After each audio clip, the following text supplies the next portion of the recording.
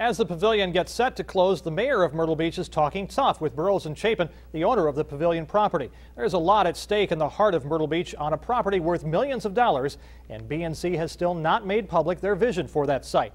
In an exclusive interview with Wpde's Jim Heath, Mayor John Rhodes makes it clear that BNC should not expect to run roughshod over City Council. Let me give you a quick hypothetical. If I'm Burroughs and Chapin and I come to the city and say, I'm going to need from you a new street design getting to this new property, and I'm going to need parking structures to put people when they get here. They're not going to come in and act like they're going to tell City Council what's going to happen. It's not going to be the case. They're going to come in and make a presentation and say, this is what we'd like to put on that project. We need your blessing. Do you see any changes got to be made? And we're going to look at it from that standpoint.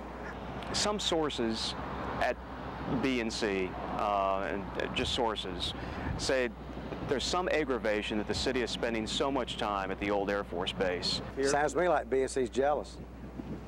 You know, there is another player in town. They've never had to put up with another player, and especially one of the size of what's going on in the air base.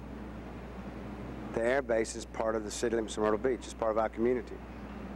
And it's going to be an income producer for taxes and everything else, just like other areas in the city. If Burroughs and Chapin says we will need that boardwalk before we put anything behind it or on it or around it. Don't come and tell City Council or the city staff what you've got to have to develop your project, your property. This is your property. It's not the city's property. And there's no way that we're going to put anything with public money on private property. What would you say to the people of Myrtle Beach that you represent as mayor of this fine community? What would you say to us and to all the people about what's happening here and what will be here in replace of the pavilion? Jim, I wish I could say that we could control that, but our hands are tied to a certain point because, as I said before, it's their property and the plans is in their hands. It's their ball game. And we're going to play in that game with them.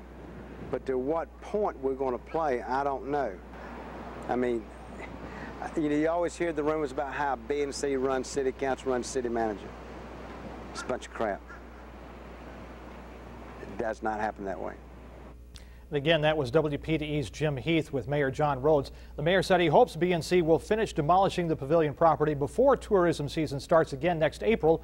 Wpde is waiting to hear from BNC officials about their plans for that site.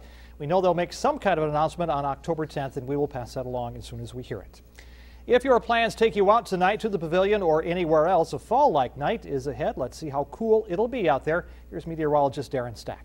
Well, it is going to be quite chilly. Not as chilly as it was early this morning, but overall, hey, at least it's turned out to be a beautiful day today for a good afternoon and evening out at the pavilion. Today's highs making their way to the middle 70s along the Grand Strand, even some upper 70s near 80 inland today. We did have a weak disturbance. We do have a weak disturbance moving overhead right now. As you can see, just a few high thin clouds associated with that. No rain whatsoever.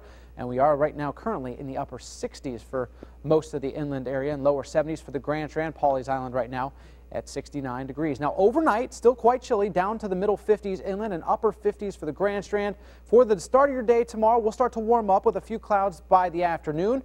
Highs will reach the lower and middle 80s. Should turn out to be a beautiful weekend overall. What about for the work week ahead? All the details on that coming up shortly. Joel?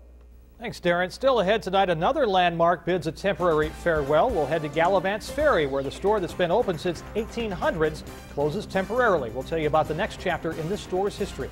And a plane crashes off the coast. More on that investigation coming up. That's all next on this special edition of the Weekend Report as we say farewell to the Myrtle Beach Pavilion.